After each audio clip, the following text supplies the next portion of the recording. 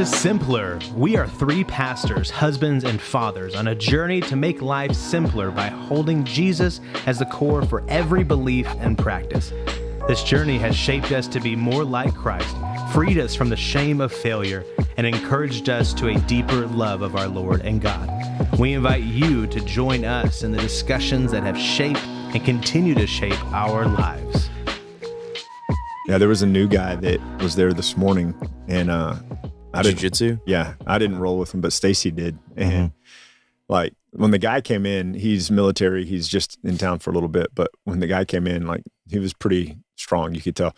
And Stacy rolled with him for a little bit, and he was like, "Yeah, that guy's strong."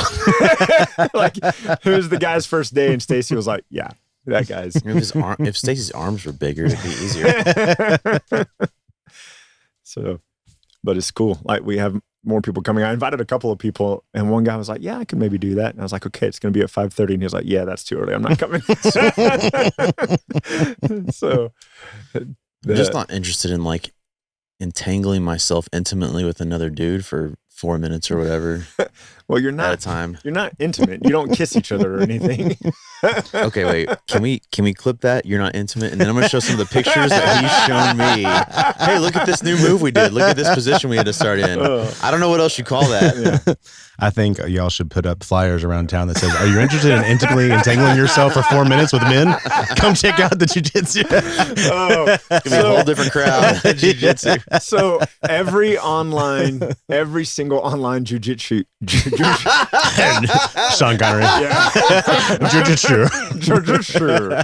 Every single online jiu-jitsu meme says, "You're either gay and you know it, or you're gay and you don't know it." That's it. It's one of those two things. So anyway.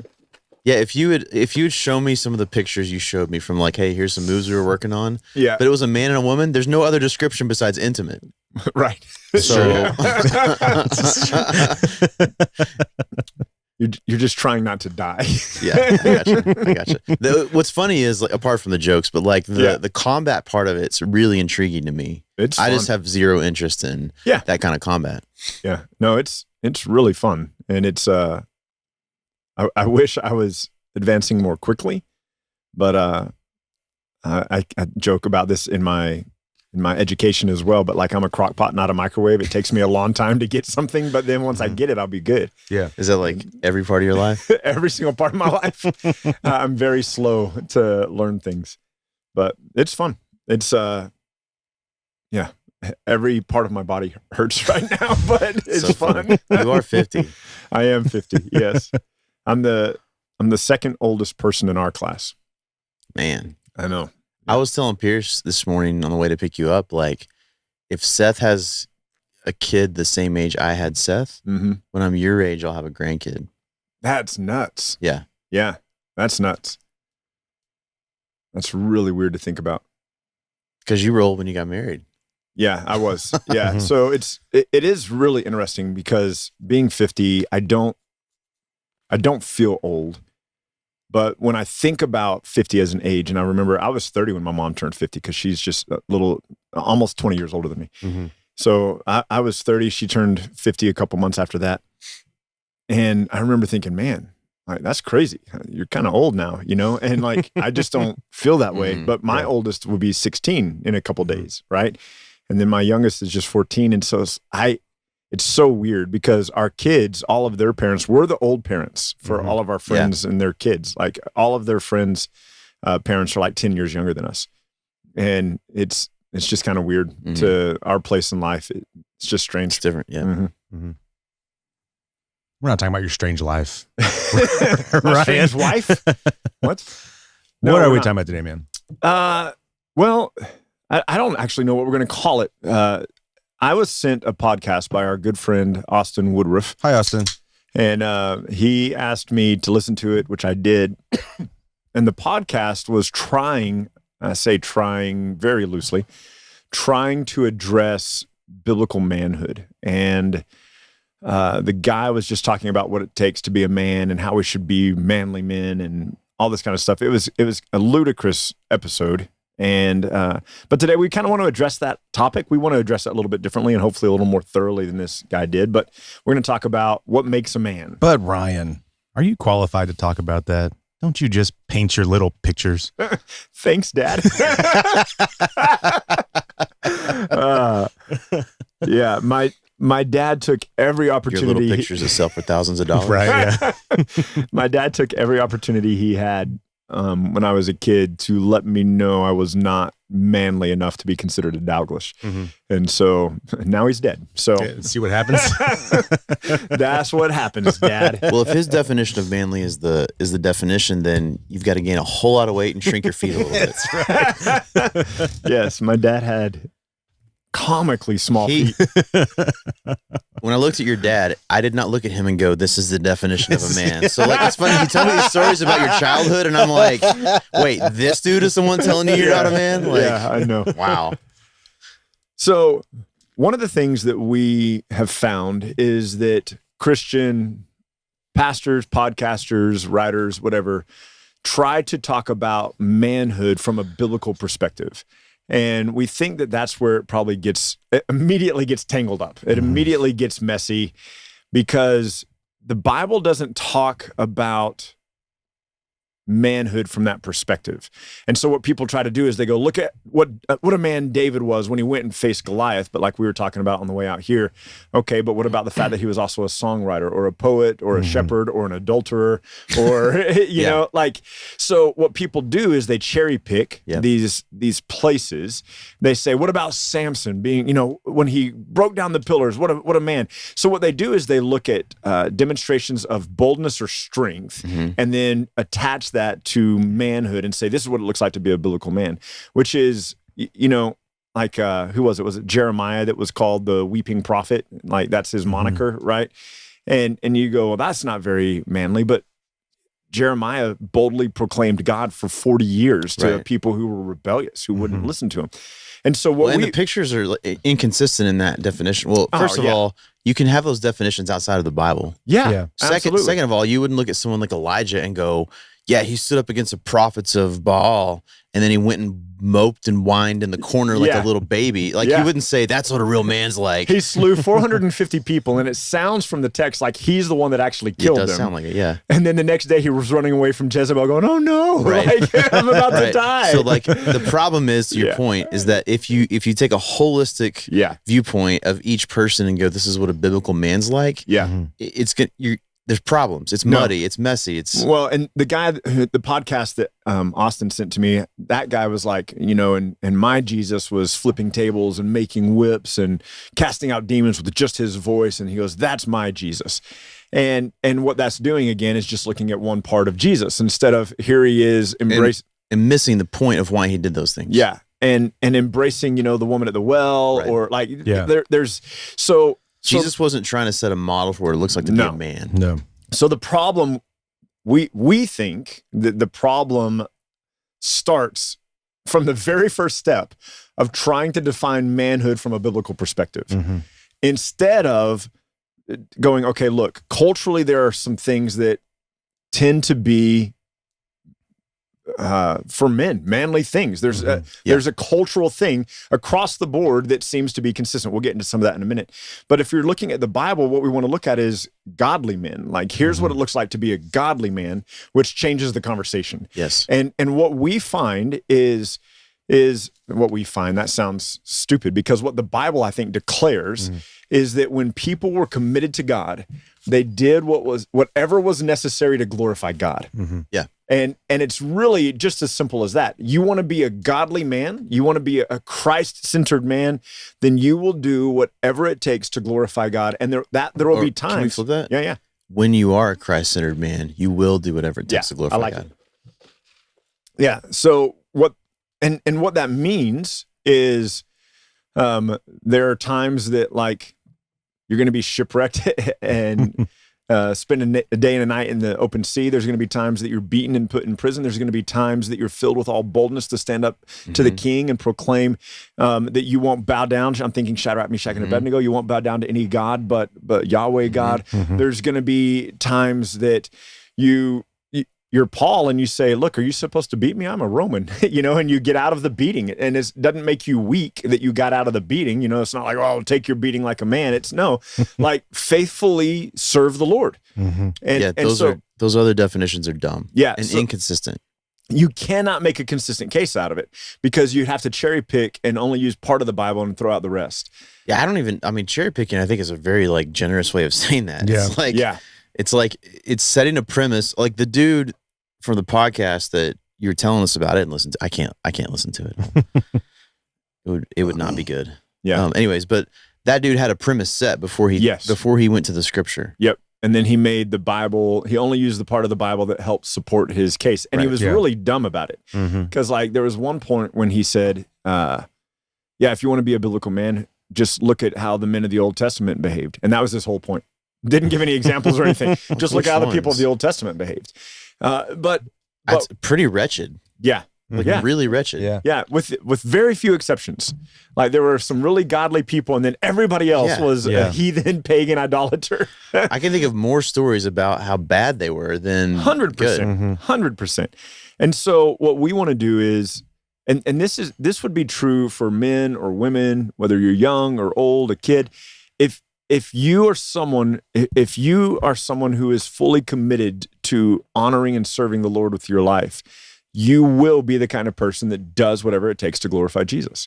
If it costs you everything, if it costs you your life, you will glorify Jesus. I actually think that's, from the things you told me about the podcast, you told us, I actually think that that's what he's recognizing as a problem in churches in general, but I think he's going about it from the wrong perspective. So I'll say this is maybe a premise direction for us to go before we go to the cultural stuff. Yeah.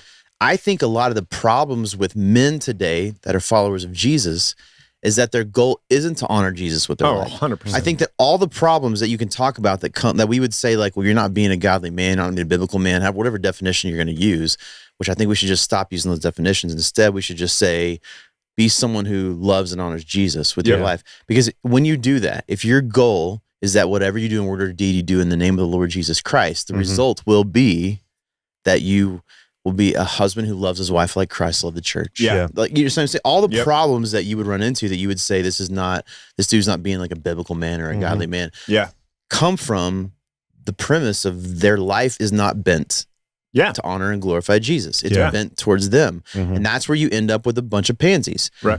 I think that the best example of this is the garden in Genesis 3. Adam knew the exact same promise that God had said, or the exact same thing he said, you can eat from anything, but don't eat from this tree. His wife brings him the fruit, convinced by the serpent to eat it, and he's just oh, okay. And he eats. I don't know how it goes, but right? There's I hope that it was exactly like that. But there's no. What we need to do is a felt board with Adam and Eve and have Adam going, oh. You used to joke about how the sitcoms in the 90s, the husbands were always idiots. They always were. Yeah. They were the punchline. I've thought about that a lot since we talked about this. I've wondered if that's actually hitting at something that's true. Is there something that is ingrained in us because of Adam that has a tendency to be that way? Yeah. Because the curse to the woman is that your desire will be I think the Hebrew implies this, that your desire will be to rule over your husband, but he will rule over you. And you can see that culturally, right? So when we say weak men, I think what we're actually talking about is men who are giving into this thing that seems to be the case for Adam, where he let his wife just kind of rule over him. It's not that you're trying to be dominating or someone who says, no, you're only gonna do what I say, but it's someone who leads well. And I'll tell you, it's not fixed. All through the Old Testament, you can see this because of all the terrible men. It's not fixed by you saying, I'm going to be a better man. No. It's fixed by someone saying, my heart is bent on the glory of God. That's when their life is changed. That's when they act different. That's when they lead different. That's when I think they actually start acting in a way where it reflects God's intention for men. Holistically. Well, we would say, again, of anyone, but the purpose of this particular episode is the man. We would say that men who are submitting themselves to the Spirit will glorify God with their lives. Yes. Will lead their family well, will raise up kids to know Jesus. And so instead of making it about how physically fit they are or the kind of hobbies they enjoy, or instead of making it about the cuss words they use or don't use or the jobs that they have. Make it about following Christ. Yes. And we have got to quit. One of the things that he argued for in the podcast was that that men find church boring. They don't want to come to it anymore because there's nothing manly enough about it. And again, I think his argument's the wrong thing. Like we're not trying to butch up church. We're trying to make church about glorifying God. How do we go from like manly church to lesbo church all of a sudden? But he said his premise is stupid. Yeah. Because he's defining for everybody else what he thinks manly church is without actually saying it. Yeah. He would say like a worship team where a dude wears skinny jeans is not manly. Right. And it's funny because the title of his podcast uses some coarse language, and I would tell that dude, like, I dare you to come say that to my face. Yeah. Yeah. Well, the thing about it, right, is that I think he does what a lot of people do. They get tunnel vision. And so if you build a church that's just for men, then you exclude the women. Yeah. And if you build a church that's just for women, you exclude the men. And I think both are wrong. What you do is you build a church that is intent upon glorifying God. Yes. And as long as we keep saying, oh, you got to be a biblical man, and we define it by anything other than following Christ, then you're not talking about biblical manhood. Right. You might be talking about a cultural manhood. You might be talking about a preference. You might be talking about tendencies. Yeah. But you're not talking about a biblical model, because the biblical model is submission to God. Yes. Yeah. That's the biblical model. And it really is that simple. Like, this podcast is called Simpler for a reason, right? Exactly. Like it really is that simple. Be committed to follow the Lord. And if you will follow the Lord faithfully as a man, as a woman, as a child, as a senior citizen in your nursing home, whatever. Wait, are seniors not men and women? No, they're No. You reach 65 and it's at that point, you're just pod people. But I think back to this is a little bit of what John Piper, I think, was trying to get at 30 years ago or 25 years ago, when he was saying, like, so many people work their whole life to retire so they can just go and walk along the beach and collect seashells. And he's like, no, you don't quit following God when you retire. Like, you have more time now than ever, and you have more wisdom theoretically now than ever, and you continue serving the Lord. And it doesn't mean you're not collecting seashells on the beach, but you're proclaiming God. You're living for the glory of God in everything you do. You don't just check You don't out. stop. Yeah. Right. And so when we quit making biblical manhood about David fighting Goliath, or Daniel standing up to the unjust, decree, and when we quit making it about that, because Daniel wasn't trying to prove what a man was.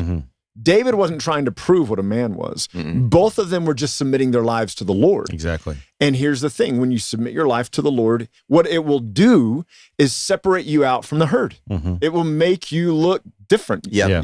Here's one of the problems is when we make our own definitions and put those as filters on the scripture. For example, when we say biblical manhood, we would probably have to say that Nehemiah was more of a man than Shadrach, Meshach, and Abednego. Because Shadrach, Meshach, and Abednego are like, "Oh, king, we serve you, but like we don't need to defend ourselves." I don't know how they said it, but like it was very respectful, very like tentative. And then Nehemiah gets this letter from what's that? The dude that wrote it. There's like three guys.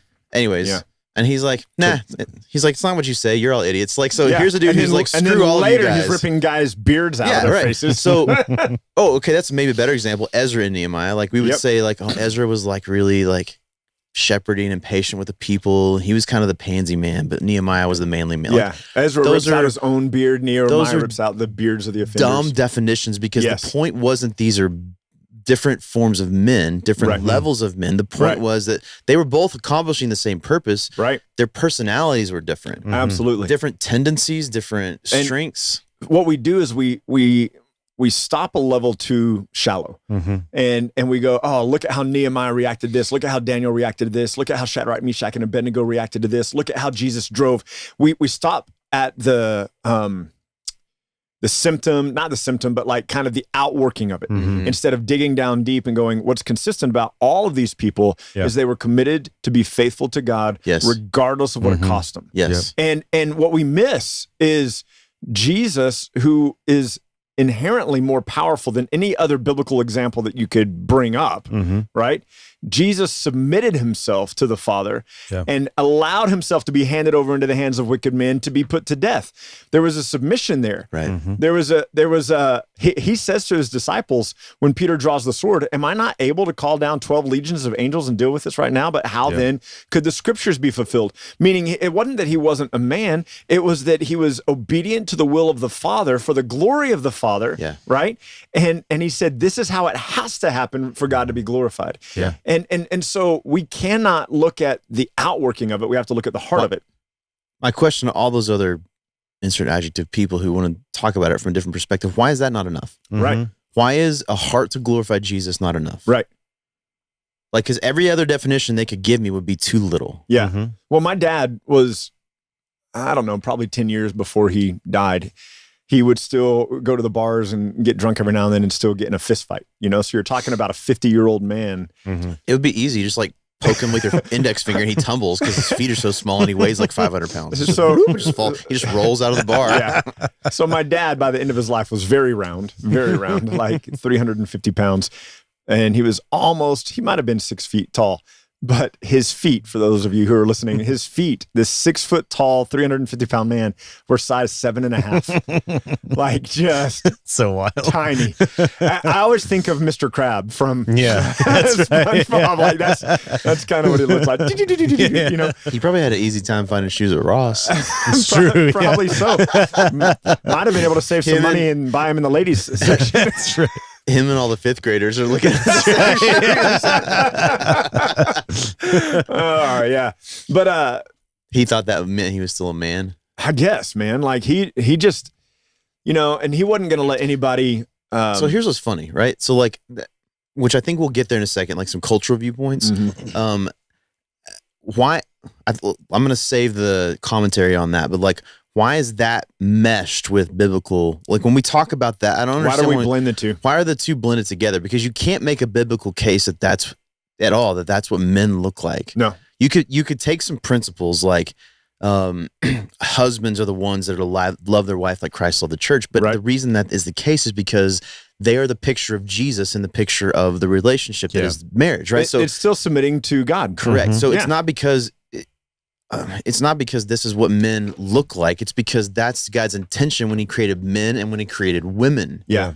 Like, to represent the gospel. Right. And I think people forget that in Genesis, God brings all the animals to Adam and he's naming them. And it says no suitable helper was found. Thank God we weren't marrying like cows, right? Right. So he creates woman, right? Isha from man, from Ish, so that the picture can be completed. Like we forget that like all the pictures that we would say of like husbands loving your wives or like Adam caring for Eve, those kind of things, it was about the picture of the gospel. Yeah. The picture of the image of God. Yeah. And I think when men, I'll say this, when men lose sight of the gospel, that's when you stop being a man. Dude, great point. So let's keep going with that for a second.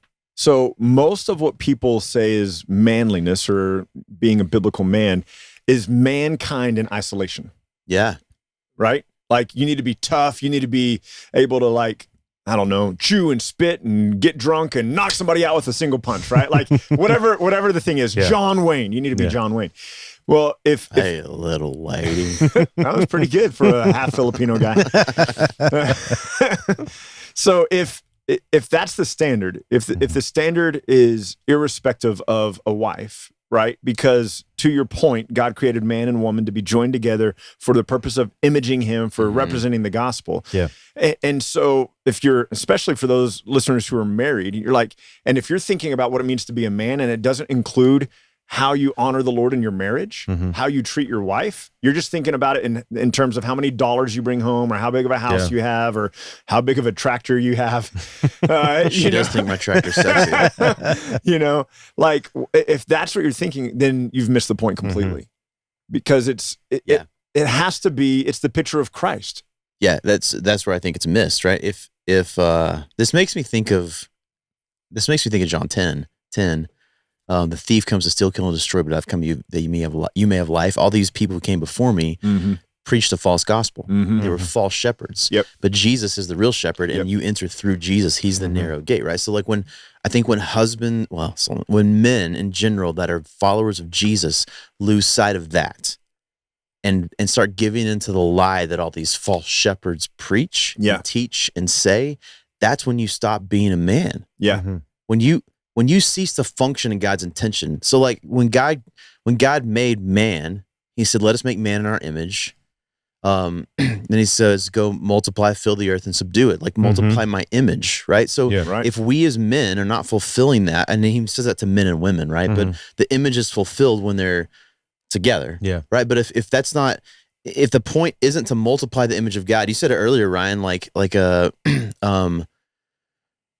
man who I don't remember how you said it, who has Jesus, a heart for Jesus in mind, will be someone who points his kids towards Jesus. Something like that. I forget exactly how you said it. But like, why are those not the definitions we would use as believers, as men? Like, are you pointing your kids towards Jesus? Are you loving your wife like Christ loved the church? Are you, if you're in church leadership, which I think is a whole other conversation, because there's a bunch of pansies in church leadership, and I don't mean pansies in terms of like they're not willing to get in a fist fight, but I mean pansies in terms of they don't have a heart for Jesus. They're more concerned about them than they are about Jesus. They're cowardly. They won't preach what's true. Yes, or right. because they're more concerned about them than they are about Jesus. I'm going to be more harsh with those. Yes, those guys piss me off. Anyways, but like, why can't we say that about men? Like, men, point people towards Jesus. That's the definition of man. You know what? I'll say that, like, the boldness and courage you see from especially the New Testament men is Old Testament as well, but I think New Testament specifically is because now they have the Spirit. And so they stand up in the face of everybody in Acts 5. They're like, okay, you can tell us we're not going to speak anymore in the name of Jesus, but we can't stop. So beat us, do whatever you want to do. We're going to keep doing it. And then their perspective was they rejoiced because they were counted worthy to suffer for the name, right? So why is that not a definition of like a godly man? Well, think about this. You just struck another thought in me. Go to Hebrews 11, go to the examples of faith, right? Like Abel by faith offered a better offering, right? Enoch by faith walked with God and was no more. Noah by faith being warned about a judgment built an ark for the salvation of his household. Abraham by faith believed God's promises. Like you look at all these examples that it gives, and it's people who had faith in the promises and the work of God. And they were instrumental, each one of them in their time period, for being a beacon of obedience to God. But no one's talking about that. They're talking about Samson's muscles. And Samson is a pretty bad example. Terrible example. What a womanizer. What an idiot. Like, still a man of faith when it's all said and done. The Bible counts him as such. But like, and I think it was you that said, maybe it wasn't you that said, Micah, but like, what if Samson was a really scrawny dude, look like me? You know, was it you that was talking? Somebody was saying that. Like, what if Samson wasn't actually big and muscled? We always picture him muscles, right? But his strength came from the Lord. What if he was just a scrawny looking dude like me, and he's just like shredding everybody because it's the power of God on him, you know? I'm going to say no. Yeah, probably not. There's some reasons I say no. But. No, I agree with you, but it's just funny. I think that's what makes me mad about this entire conversation is now, listen, the podcast you're talking about, I think he's hitting on something that's actually true, is that there's a lot of guys in the church, we'll just say generically in the church, that are pansies. He uses another word that starts with P, but like, I don't disagree. But I don't like his solution. He's blending a cultural perspective with a biblical perspective. Yes. What I would say to all the men who are pansies, use whatever adjective you want to use there, I would say, quit focusing on you, quit being a arrogant prick and focusing on you, and let your heart be bent on Jesus. And watch how it changes your entire life. Everything. And everybody's going to say that's too simple. Thank God it's so simple. And it's not based on you because we all suck. Well, one of the things that I didn't like from the podcast is this implication that manly men are leaving the church because the focus is on Jesus. Now, he argues that the focus is on Jesus as the Lamb of God. And he says, we need to put more focus on Jesus as the Lion of Judah. And he says, quit talk. He says it's important to talk about the lamb. And he goes, but people these days, he goes, want a soft, cuddly lamb that's easy to control. No one wants the wrathful, vengeful lion. And so he's setting these two things. He'll say in one sentence, these two things are both 100% who Jesus is. And then he sets them in opposition to one another in the next sentence. And it's like, you're not even consistent in your own podcast. you can't say Jesus is both of these things, but why do we want a cuddly, controllable lamb when we could have a vengeful, powerful, wrathful lion? And he's setting them in opposition to one another instead of... They're not. I love the way C.S. Lewis paints Jesus in that regards. Like he's the lion that the girls pet. Yeah. But well, what's his famous quote? Like she says, asking about Aslan, she says, "Is he safe?" And the answer is no, he's not safe, right. but he's good. Yeah. That's the picture. Yeah. He was soft and cuddly for them when they pet him, right? Because he cared for them. Right. These are his daughters. Well, and here's the other thing is I think what the podcaster misses is that we are not under the judgment of God because of who Jesus Christ is. Right. So we don't fear the judgment of God. 1 John 4:18-19, right? That perfect love casts out fear because fear has to do with punishment. We don't receive punishment. And so he is to us like 1 Peter, we were not redeemed with perishable things like gold or silver or precious stones. We were redeemed with the precious blood of the Lamb. Yeah. Like that's what we were redeemed with. This is all of our praise. This is Revelation 4, beholding the Lamb who's seated upon the throne. Revelation 5, beholding the Lamb who is seated upon the throne, the Lamb who is slain. Like that's who our worship is. Yeah, and that's not a picture of a soft and cuddly lamb. No, not at all. And so the thing is that his implication is if you offer men that version, they'll leave the church because men aren't interested in that version. And so he's essentially saying, Micah, what you argue against all the time, he's essentially saying that the mercy of God is not enough to change men's lives, that we need to conflate Jesus. I can almost guarantee that he gave some kind of standard, like here's the rules you need to follow to be that kind of person. You need to do this, this, and this, right? He gave a list. Yeah, I mean, he was working towards it for Paul sure. says in Colossians has the appearance of wisdom, but is no value in stopping the indulgences of the flesh. It's funny to me that I'm going to give him a little bit of credit. I think he's an idiot. I think he's a pansy changer. That's a little bit of credit. I think he's actually speaking to something true in terms of how the gospel is proclaimed and how Jesus is proclaimed in churches often. I think that there is this, you mentioned it a few weeks ago on a Sunday, like there is this changing where we try to make Jesus acceptable for everybody, like palatable for everybody. I think that kind of preaching is actually what that produces weak men. It does. Because it's not because they're weak in terms of like they're not willing to fight. It produces weak men because their focus is not on Jesus. Is that him? Yeah, that's him. Okay, that makes sense. It's a manly man. Yeah, I want to go to that in a second because I want to talk about the cultural aspect because he's obviously in pretty good shape for a not 50-year-old. But I think we missed the point, right? So I think I'll say this. Let me back up and say it like this. I doubt there's at least not very many people who probably walk up to us and go, "You guys are not manly leaders." Like you're not willing to stand up for Jesus. You're not willing to, you know what I mean? Like I can't imagine someone would come up to me and go, "Man, I wish you would be a little more courageous and bold in terms of your faith," right? I can almost promise you this. You put me in a room with a bunch of people, and I'm going to express some leadership, right? Sure. I don't know how to say, I'm trying not to make it sound like, what I mean is like I'm going to have a tendency to like say, no, we need to go this direction, right? That's partly gifting, partly personality, partly whatever word you want to use, Britain, calling, like it's all those things put together. And I imagine if you talk to men I've spent time with, they're not going to say, man, Micah taught me really a lot of great things in life, like how to start a fire and, how to build a house, although that was part of but like my hope is that they would go, here's where Micah shifted my perspective is that as a man, I need to focus on Jesus because that's what godly men that are in leadership do, right? So like, I think he's onto something that if someone in the pulpit or someone in a position of leadership like us or like me specifically in this example is not leading with the intention of people focusing on Jesus, what you're producing is a bunch of lazy, weak men because you're not pointing them in the right direction. So I agree with him in the premise. He's an idiot on the direction. But I agree with him in the premise. Of course men are leaving because, I mean, I know people, in in Texas, I won't specifically say where, I don't want to like throw anybody under the bus, who tell me all the time, I'm having trouble finding a good church because I can't find good leadership. Yeah. So he's hitting on something. There's a bunch of bad leadership in churches. Yes, absolutely. Well, and there is plenty of leadership, bad leadership, that is telling men what it looks like to be a man, and they're not making it about Jesus. They're making it about all these other things.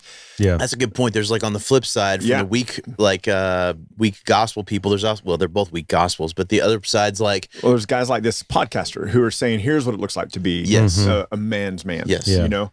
But from a cultural perspective, we all agreed on this before we started recording today. If the ship is going down, men should put the women and the children in the lifeboats.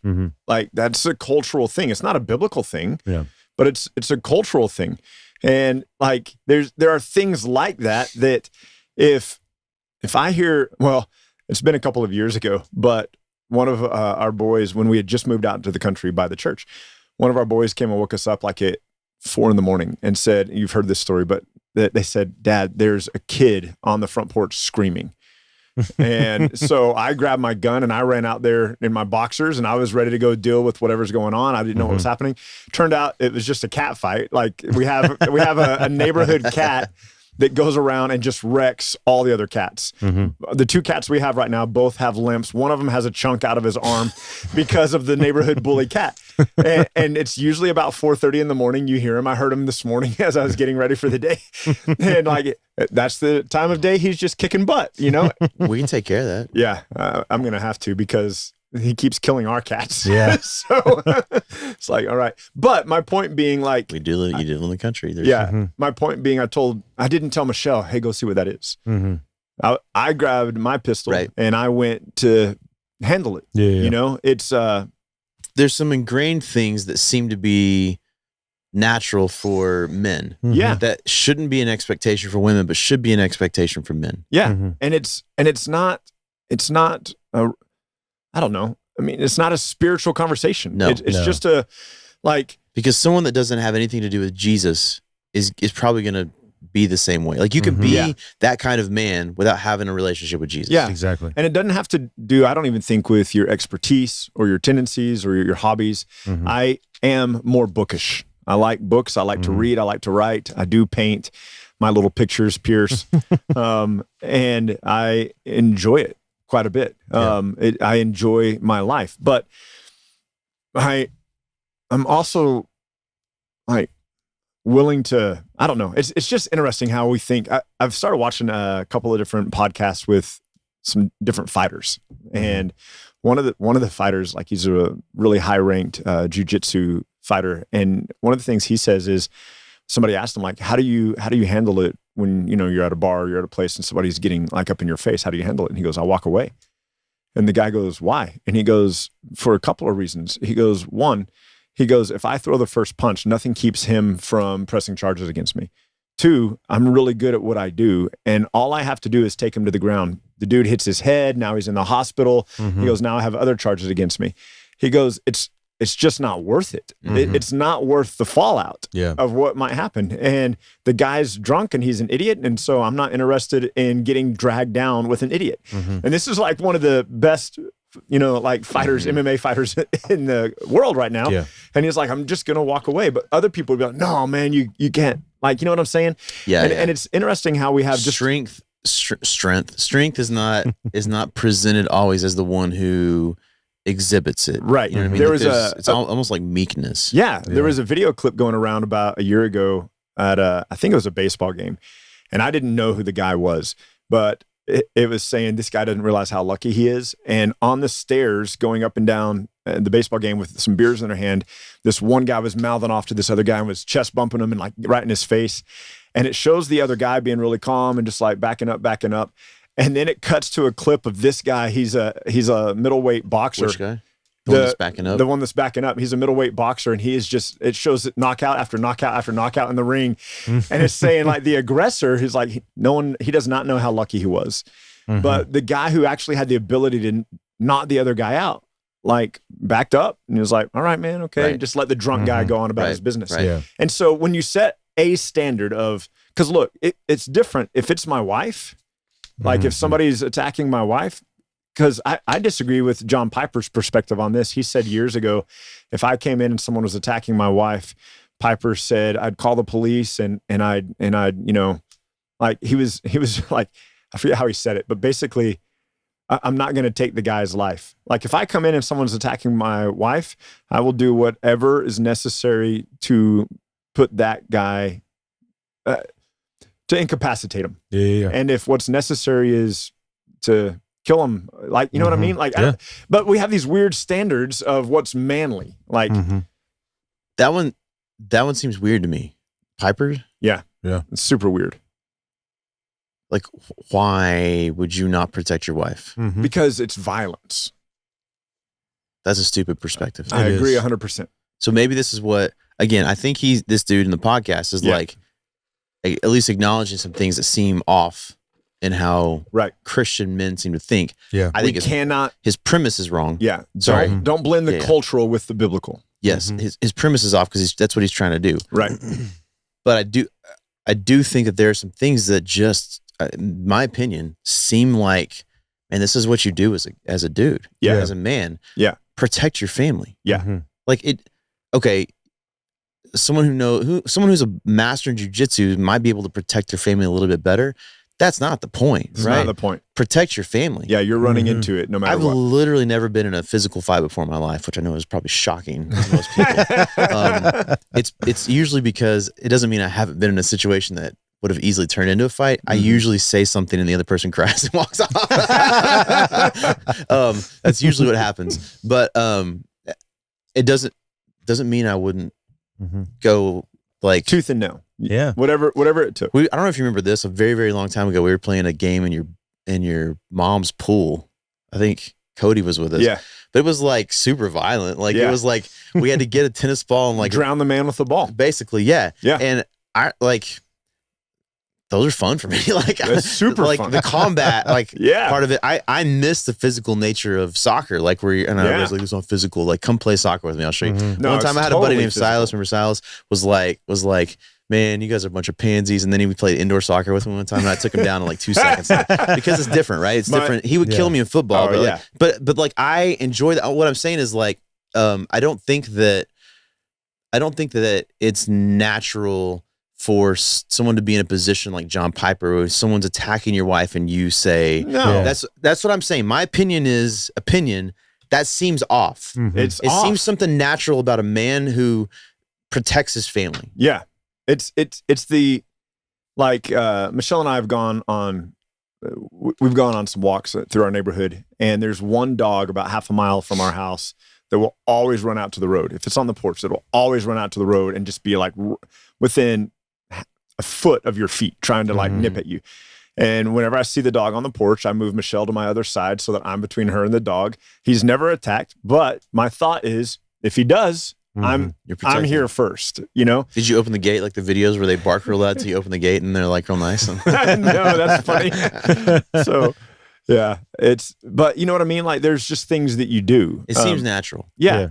I do feel like some of that has been lost in our culture. Agreed. I think some of it was just chivalry, like walking on the street side of the sidewalk when you're you know what I mean? Like just common sense stuff. Well, and I get that chivalry is probably culturally defined. Like that looks different. Sure. I don't think this is a rule. So please hear me. I'm not trying to make this a standard, but like I still like the idea as a dad who has sons of my sons caring for women in general differently than or thinking of women in a caring way differently than they think of dudes, right? So I still like the idea from the perspective of chivalry of them opening the door for women, right? Like, so I still teach that. Again, I'm not saying this is like a have to or must or this is a rule. Yeah. What I'm trying to instill in my boys is a perspective of I'm going to care for women because there's something natural about that. Listen, I think that the women's rights movement has actually hurt women. Because I'll say this, as a believer, our perspective is that we're all one in Christ. We're equal in Christ. There's neither male nor female. Right. Yeah. But that doesn't mean I don't care for women. As you said it earlier before the podcast, Peter speaks of women as the weaker vessel. It's not a weaker person. It's not less. It's literally that your vessel is heirs, weaker. fellow heirs in Christ, and so it's not a lower identity or a lower position. Yeah. It's a role that the husband has. It's different, right? And I don't understand why culturally we want to kick back against that of like training young men to treat women as something valuable that they should care for. Like, absolutely. That's what I mean. I think it's the whole women's rights movement. I think it's hurt women. Yeah. Because it's made men not act like men. Yeah. And then, which we see this all the time while we used to traveling, is like there are so many women in churches who step into leadership roles, maybe not formal and depending on the church you're in, but because the men aren't stepping into those roles. Yeah. And I think part of that is cultural. I do think the core of that is, like we said earlier, is Men that their not focus following is not Jesus. on Jesus. Exactly. Right? Yeah. But I do think that it's not as natural because of some cultural things that have moved men away from being men into a place where they're pansies. Yeah. Well, what men have done, what Christian men have done, is bought into the cultural definition of manhood. And I'm not talking about the things that just seem like universal, like you were just talking about, like that they've bought into like bullcrap lies about what makes a man, and they spend all their energy on that rather than seeking how to honor the Lord. Yeah. And so how many times back in the day when you and I, Micah, were doing marriage conferences, a man would come to us and say, man, I'm having a lot of trouble at home. And I'm like, okay, well, what are you doing? And they're like, man, I work, nearly 100 hours a week. I provide a good living. I take my family on good vacations. And from their perspective, I'm doing everything I'm supposed to be doing, but Christ wasn't mentioned at all, wasn't mentioned at all in the things that they were doing. And I still see that a lot when I'm doing like counseling with people. A lot of men will first of all tell me what they've done to try to take care of their family, and they never land on Christ, ever. And so they're doing what they believe culturally makes them men, but they're not doing spiritually what makes them people of godly character. Yeah. And so because God is supposed to be first, like, look, my brother-in-law, Jarrett, that dude could build a house today. He did. Yeah. That dude. He's built some houses with chainsaws. Yeah, he has up in Canada. He was a hockey player. He's building his boys. I think he's already built it, a go-kart, but he also cooks. He sews. Like, he's making his own fishing lures now. He's bought himself. Sick. He carves them himself. He bought himself an airbrush, and he paints the scales on. He's he tracks bass fishing. Like, the dude does everything. There's not a single thing that he can't do. And if he can't do it, give him a week and he'll do it. And so, like, he's impressive. He's an incredibly impressive person. And if I'm standing next to him, I'm like, well, crap. I'm over here painting my little pictures, and I'm asking him, like, hey, can you fix our car? And what we have to do is recognize, okay, Jarrett and I are different people. We're wired different ways. Like, we have different goals and ambitions. Both of us have as our aim to raise up our families to know God. And so we have to quit comparing ourselves to aim and execution. Yeah. So that's what I was thinking of too, is like, let's say the husband you talk to on the road in the marriage conferences says, I'm struggling, I work all these hours, I provide my family this nice life. I don't think them having a heart for Jesus keeps the same pattern. Having a heart for Jesus now shifts where they're not spending as much time at work and they're actually spending time with their family. Right. They're actually spending time with their wife, spending time with their kids. That's what I mean. It's not just the aim, it's the execution as well. Right. So it's not just like someone's not going to tell me I they're have using the wrong standard. Yes. Yeah. They're not saying I have a heart for Jesus, but I don't really ever raise my kids. Yeah. Like, you're an idiot. Yeah. Okay. And opinion, right? Not everybody's in the same boat. My thought is like, take your kids in the woods. Yeah. Take them camping. Yeah. Opinion. I think that there's something like naturally beneficial for boys to learn some like basic like hunter-gatherer kind of things. Sure. And if you're a dude who's like, I don't know anything about that, dude, watch a YouTube, you freaking idiot. You have all these resources. Like, I'm just saying, I think we've lost some of that, right? Sure. You did that stuff. Yeah. It's funny because you always use yourself as a measure as like not a man culturally. Well, yeah, But my point Pierce is, and my dad both don't think I am. So if we went on a camping trip, like a staff camping trip, you could start the fire. Oh, for sure. If we went on a staff camping trip and didn't take tents, you would be able to figure out a way to make shelter. You see what I'm saying? 100%. Like, I'm saying I think that's good. Yeah. I think there's something natural about instilling that in young men where they learn to be someone who provides shelter. Yeah. Again, opinion, but I don't think it's the most beneficial way for boys to grow up where they sit on a device and watch other people do stuff all day. There's something lost in that, is my point. Yeah, yeah. And I think if we're not as men, if we're like, I just want to provide my family with a nice living, and we're not actually spending time with them, instilling things, even if someone disagrees with me about the like natural aspect of like learning, hands-on, like, but are you spending time with your kids, raising your kids with a heart to honor Jesus? You remember the book Wild at Heart? Mm-hmm. I hated it. And I hated it for exactly the reason I think we're talking about on this podcast. Yeah. It conflated the two ideas of culturally characteristics of some things that are men and godly men. Yeah. And it's saying that these two things are the same thing, and I don't think that they are. I don't think being able to build a fire or not build a fire impacts at all whether or not you're a godly man. Nope. I do think that there are some things that are incumbent upon us as husbands and as fathers that we ought to do. Yeah. Like in general. Like it's just, I mean, I don't, okay, look, my dad never sat down and had the talk with me. Like my mom did that. Wait, what are we talking about? Sex when I was like 13 or whatever. My mom did that. My dad didn't teach me how to drive. My mom did that. Like there were a lot of things. My dad didn't teach me how to throw a ball. My mom did that kind of stuff. Like there were a lot. I would love to see your dad throw a ball. He like roll. He wasn't always. All the momentum goes into his body. He's going. He wasn't How do you always keep yourself that big. upright with your feet not that big?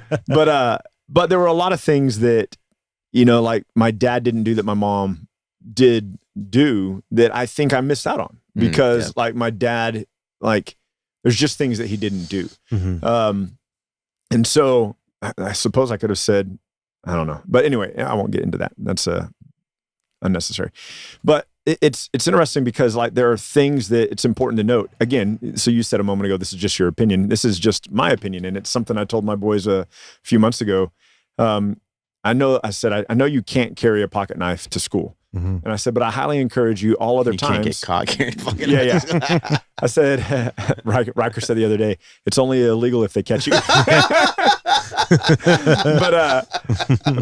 I told him, I said, I think it's really a good idea to carry a pocket knife. I said, about 12 times a year, you'll be the hero to somebody. About 12 times a year. It's like 40 weeks a year on Sunday mornings when I'm asking you, like, what do you guys like? God, do you guys have a knife? You know what's funny? I was cleaning out my backpack literally this morning to There's get like some stuff 4 in knives here. in it. There were 2. The backpack I have every Sunday when I ask you for a knife. Yeah, it has 2 in it. But I just told my boys, I said, look, there will always be a situation where somebody goes, hey, does somebody have a knife? Be the guy that says, yeah. It's like, I know it's a stupid thing. It's a small little thing. Yeah. But like, be prepared for that. Be aware of that, you know? Like, and again, that's just my opinion. I don't think, a boy must carry a knife. But like, to your point, from a cultural perspective, there are things that we should think about, be vigilant on. Agreed. All right. I'm going to use my kids as an example to prove your point. Yeah. My older 3 boys, very much athletes. They're all a little bit different. Seth is a little more bookish like you, like super heady, loves books, but all of them athletes. Hayes, not an athlete at all. Is an incredible writer. Like he's got this great artistic imagination, but not interested in sports really at all. Last summer, I let him buy his first knife in Colorado.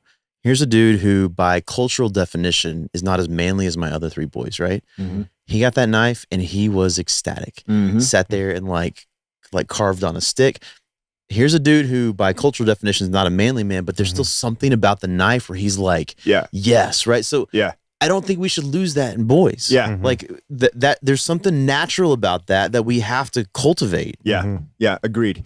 And to your point, you would never say to your youngest, you're not a manly man. No. Because I think that's He's the other just thing. different. Yeah. I think that's the other thing too, is while we're talking at the end of this podcast here, the second half of this podcast about cultural things that seem to be kind of common amongst boys, like we need to remember as believers that the priority is godly character. Yeah. And all of your boys, Micah, have godly character. Yeah, what I care most about is that. Yeah. And so it's interesting because what people tend to do is focus, they put more weight on the cultural identification of whether or not somebody's. I think it should actually be flip-flopped. Like I think you 100%. should be concerned about the cultural things because I think it's a benefit for men in general, but specifically for men who are believers to have like a foundation of some things that have been taught to you about being a man culturally, right? So like, I think it's possible to have someone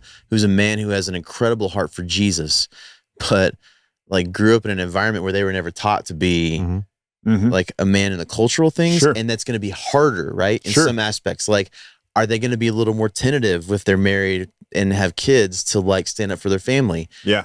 You see what I'm saying? Like, I think there's some benefit. So I don't think it's like you say, I'm going to teach my young boys to be men who have a heart for Jesus and not anything else. Yeah. I think that's dumb. That's like us saying we're going to teach people at church to set their focus on Jesus, but we're never going to talk about the practical. Like, no, we're not going to meet with you to talk about your problems in life because it's not worth our time, right? You still got to like teach the practical things. I want my kids first and foremost to honor Jesus with their life. Yeah. But I also then want to teach them how to be men. I mean, Seth and Aiden, now that they're adult men, which is a weird thing to say, we were talking the other day about some like practical things financially for them for the future. Yeah. Because my thought is like, hey, if I could help you get set now financially, how much easier is that for you as a husband and a father to like move forward? Yeah.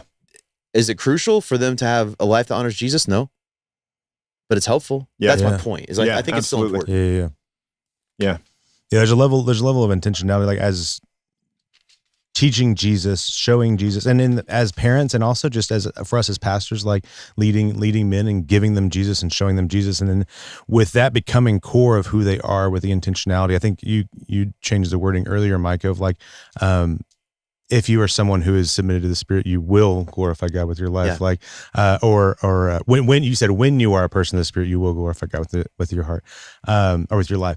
And so, teaching that first and foremost, and then that level of Christ being core, that level of intentionality now bleeds into everything we do, and then within our culture, that's going to be executed a certain way. So I was just thinking of like, and this is just as we were talking, like one of the ways that we submit to our wives, we serve our wives, we love our wives like Christ loved the church. And then within our culture, one of the ways that's going to look like is protection. One of the ways it's going to look like. So now it's not just I do this because I'm a man, but I do this because I love and I'm serving my wife, I'm serving my family, and I'm building them up and protecting them for the sake of glorifying God, for the sake of these things. So that's bleeding into that level of intentionality as well. It's not just I do it because I'm a man.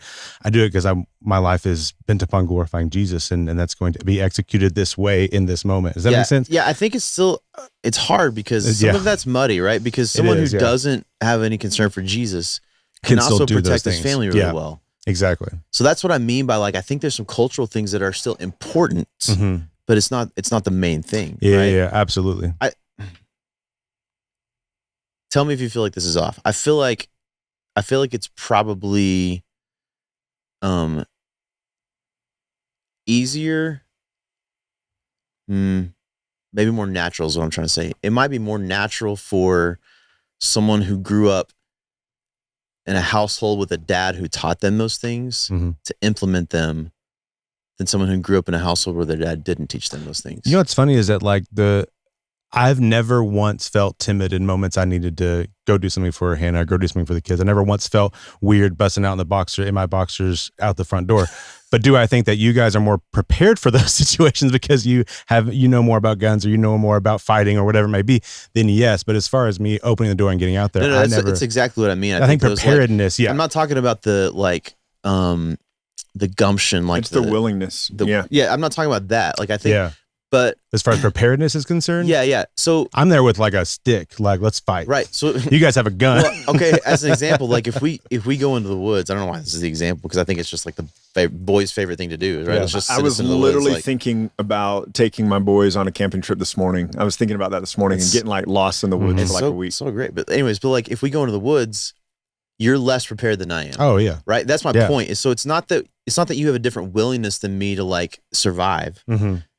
but you're less You're gonna prepared. know, you're gonna know more than I will. I think that's just what I'm because of trying I've to been say taught. is like, Absolutely. I think what we've been fighting culturally is we're trying to say like, oh, here's I'll take my boys as an example. But We're none of trying- that is the measure of godliness. No, that's not what I'm trying to say at all. No, I'm with you. I'm trying to say that I think that's actually my point is I think people want to make it like one extreme or the other. Like, Yeah. well, we just want to be godly men. Let's not talk about that stuff. Or let's say that stuff is the measure of a godly man. And both of those are stupid, right? Yeah. A godly man is someone who honors Jesus with their life. Yeah. Period. Yeah. Now, if you want to say like, here's some practical things that will help you be a better husband, be a better father, be a better man. Yeah. Like Yeah. in general, Yeah. why can't we just say it that way? Like, here's some things that are really helpful. Hayes is a lot less bent on those kind of things than my other boys Yeah. are, right? But it doesn't mean I don't teach him those things. Right. yeah. Well, you know what's interesting too, because we've been talking about, woods and knives and hunting and Yeah. eating deer hearts and stuff like that. But on the flip side of that, because I do tend to be more bookish, I think that culturally speaking, I don't think that men should be uneducated. Mm-hmm. And I don't mean formal education. I mean, You mean like learning? they should be learned. And they should know things, and they should know not just how to fix tractors or fix the car or whatever, which is something I'm woefully lacking in. I have zero mechanical sense in my head. But go ahead. You would if you decided you were going to learn it. Yeah, for sure. But like we have so many people in our culture today that are taken in by stupid arguments that are or false arguments, and they don't know any better because they're not educated to think through things. So it's not just enough to be able to build a fire. Like you also have to know how to identify things as false or identify things as a threat or identify if something is true or not. In the fire example, if no one had ever told you that you can't burn green logs, you might go, oh, you're supposed to cut trees down and burn them. Yeah. Yeah. But if you don't know, like it's never going to burn. Right. It's going to take a very, very long time for it to burn. Yeah. It's to your point. Like if there's no learning, Yeah. you're going to struggle. Yeah. And it's important to be somebody who understands, like it's impossible to talk well about socialism or communism or democracies or republics if you don't have any kind of understanding of any of those things. And so they're like, I wish that people wanted to be, from a cultural perspective, I wish everybody wanted to be more well-rounded. I wish that people wanted to be better physical specimens, better mental specimens, that they wanted to be more adept in their skill sets, that they wanted to be more like well-rounded. Yeah. But we're singular in our focus, and we just kind of have our one or two things that we're good at. It's a different podcast, but I actually think that that's been ingrained in us on purpose, culturally. To just do one thing. All right, well, give me enough of a note so I can write it down and we'll talk about it. Jaden sent me a book that I should listen to. I'm in the middle of it, called The Creature from Jekyll Island, on the history of money in the U.S. And it's specifically speaking of the Federal Reserve and how it literally is a banking cartel and how the entire point of fiat money is indentured servitude. Yeah. Well, it Keeping seems people like in a singular focus where you can just do this one thing. Well, somebody was telling me, Jimmy Hill was telling me that his wife, who teaches elementary school, he was saying that they've been told that you can't require the elementary kids anymore to memorize the multiplication tables. I was like, what? And I was like, how do you do division? Right. Like, how do you know what 64 divided by 8 is if you don't memorize your multiplication tables? What is it? It's 8. But that would have been funny if I was like, crap. But I feel like there's a dumbing down of our culture. 100%. And it's on purpose. Yeah. And it's one of those things that's making us weaker as well. Yeah. So it's not just podcast could be like the dumbing down of the American youths or culture in general and how we should think about that as believers. Be conscious of it. That book, thanks, Jaden, for sending it to me. That book is disturbing. Mm. Our entire money system is set up for indentured servitude. It's like it's funny because the more I get into it, the more I go, oh, yeah, this is prophecy from the Old Testament. Yeah. Mm. It's all moving that way. Oh, yeah. But anyways, back to the boys thing for a second, like training to be men. I think that the dude's an idiot, that podcast in his premise. But I think his source material is correct. Well, he's seeing some concerns. He's just addressing it wrong. Correct. Yeah. And I don't think that I share all of his concerns. But I didn't listen to it, so yeah, I don't feel like I agree with all of his concerns, but I do think that his solution is not a biblical one. He's thinking more culturally, and he's trying to blend the two topics. Right. Absolutely. Yeah. It's funny to me. I was thinking about like the natural part of it. Like if you stuck, you could probably see this at church. If you stuck like a group of 5 to 10 boys and a group of 5 to 10 girls separated from each other in those little turf areas, it's going to look vastly different, right? The boys are going to be throwing stuff at each other. They're probably going to be throwing rocks and sticks, or they'll be playing some combat game. The girls might join in that some, but like they're more likely to talk. Here, to your point, last week at Cristobal, Riker was like, man, we had kind of a free period today, and we were all in the gym, and they had like 20 volleyballs out. And he goes, the girls were over on one half of the course playing volleyballs. The rest of us were just picking up, not sort of, but like super intense. The rest of us were just picking up volleyballs and seeing who we could bean. and he goes, and you did not want to be the person that fell down when you were running, because everybody just wailed on you and there wasn't a chance to get up. That's the guys. That's the guys. Yeah. So the difference between the guys and the girls is the girls are over there playing an organized game of volleyball. So and one of the guys that fell down was one of Riker's friends, and he goes, and it was just like, well, you don't fall down, man. Sorry, dude, you fell down. So my point is, there's like, why do we fight against that? Yeah. There's something natural about that we should lean into. And I'm not even talking about being a godly man. I'm just talking about men in general. Yeah. And not being an asshole, not being a punk, just.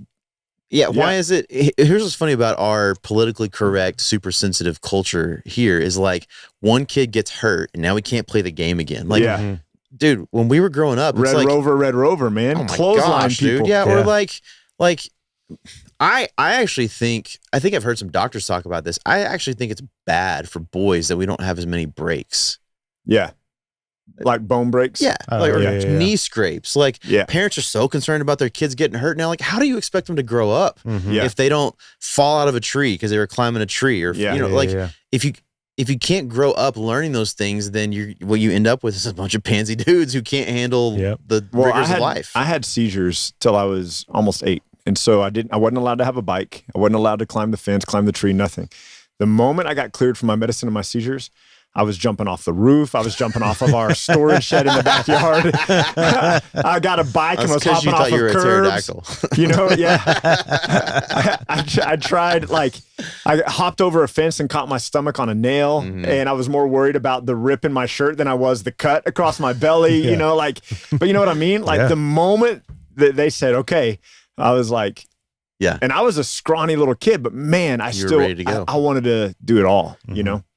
Yeah, why do we fight against that now? I actually think that devices, I'm not anti-devices at all, but I think that when we're not cognizant of what is lost by just giving our kids free access to devices without any push towards learning those things, I'm not even saying you like have to like take them away or limit the time. What I'm saying is like, okay, they have devices. Why don't you also take them into the woods? Why don't you also like teach them these other things? Yeah, take them out. Listen. Kids like to go fishing in general. So you suck at fishing, watch some YouTube and go to Walmart and get a cheap fishing pole, stick a bobber on the end, put a hook on it and a worm. Like how hard, like you know, figure it out. Like there's something important about that stuff that's not happening very often right now. I think with dads, dads are not raising their kids in that way. Again, my opinion, not a godly thing. I'm just saying, I think we're losing some of that in our culture. Yeah. Yep. And then we end up with a bunch of politicians who suck. Yeah, be a person who's educated, who also knows how to, you know, deliver a good arm bar and build a fire. there's just something great about building a fire. Yeah. There is. I don't know even how to explain that. And what's funny is it never goes away. And It does guys, not. like, No. if there's a fire, we're all standing around it. Yeah. And we're probably melting our shoes and we're throwing stuff in it. And we're burning stuff. And, Yeah. Yeah. I wonder if this burns. Yeah. Yeah. oh, look at that color. Yeah. You're not supposed to burn that. Oh, Oops. fireworks, like, you know what I mean? Like, Yeah. you Dude. can go on and on and on with that. So That's so funny. Yeah. You're right. I mean, I wasn't taught so many things growing up. Like, you still liked it. but like You have a fire being pit, around don't you? dudes. Yeah. Yeah. Like, You always have. like being around dudes, like band stuff. Like there was those things that were just natural. It didn't really like, if you were to look at on paper of what you thought I would become, people would be like, I mean, I'm not like manliest dude by any means, like culturally defined, but like I'm enjoying these things. I'm having a good time. Well, even the I'm times blowing like stuff up. we were fishing on the road, like Yeah. that camp we went to with that stocked pond, and Yeah. Mark were fishing, It was and a like good time, man. the smile on your face. It's like as Pierce had his bass reeled all the way in, where like his bass is touching the tip of the fishing pole, That's and he's like, or maybe that was Mark. One of you were holding it up, like, I got it, and I'm like, oh my gosh. Yeah. Anyway, but like No idea what we're doing. sheer enjoyment, That's awesome. sheer enjoyment. Having a good time, man. Yeah. Yeah. It's well, how would you say a simpler view, Micah? I think we could put the cultural stuff aside. I think it was Yeah. important to talk about, but like that's aside. Godly men seek to honor God with their lives. Yep. Period. Yeah.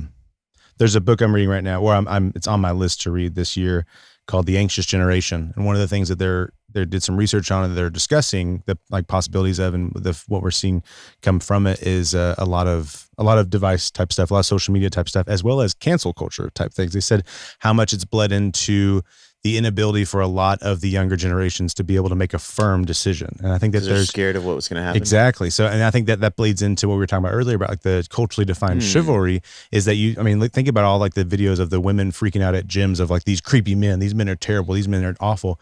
Then there's been interviews with different guys that are like, yeah, I would have totally helped her, but like, I don't care to be blasted on the internet. Like I would have gone out of my way to help a person in the situation, but like their phone was out. What am I going to do? Like, I'm not going to sacrifice my livelihood for in that moment. So like, because of cancel culture, that's diminishing some of the things. So I'm interested to see what the studies say and like what that book talks about. It's funny how I keep hearing about the turn.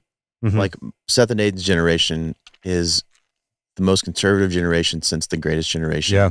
They've kicked back against that stuff Exactly. because they're like, we're not part of your system. Exactly, dude. I love it. Yeah. I'm Can't super. buy me hot dog, man. And I think what's interesting, anyway, we can talk about that more as I read and as we move on. But I think this is a great discussion, and I think that it can set a lot of things straight. And I think that it, for those of you listening and watching, I know that if you're male or female, you've heard loads of definitions of what it means to be a man.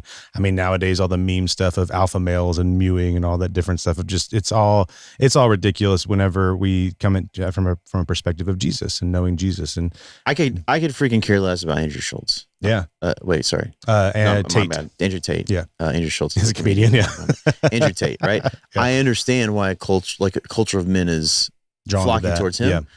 but I could care less. Like Mhm. the reason it doesn't affect me at all is because I'm not trying to figure myself out. Exactly. Yeah. Like I'm comfortable with the man that I am. So screw you, Andrew. Like you can do whatever you want to do. I don't care.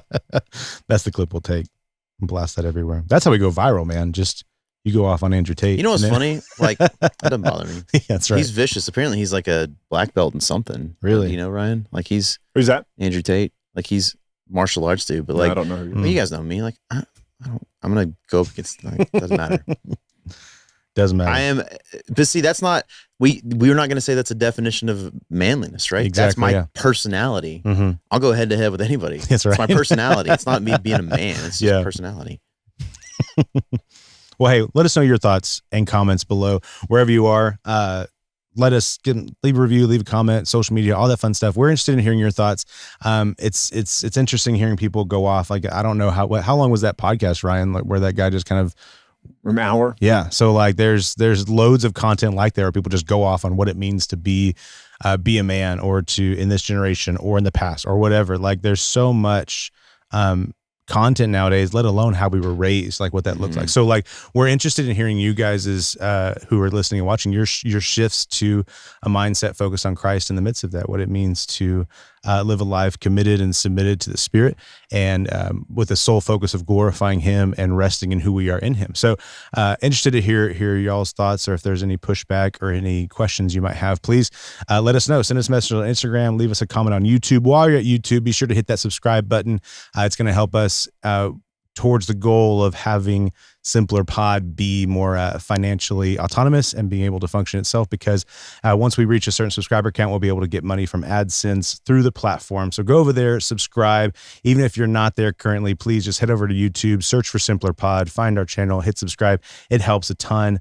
Like we say every single week, huge thank you to Stephen.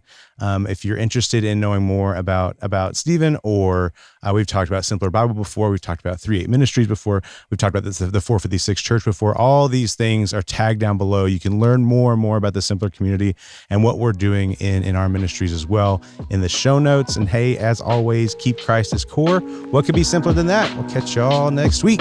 Bye.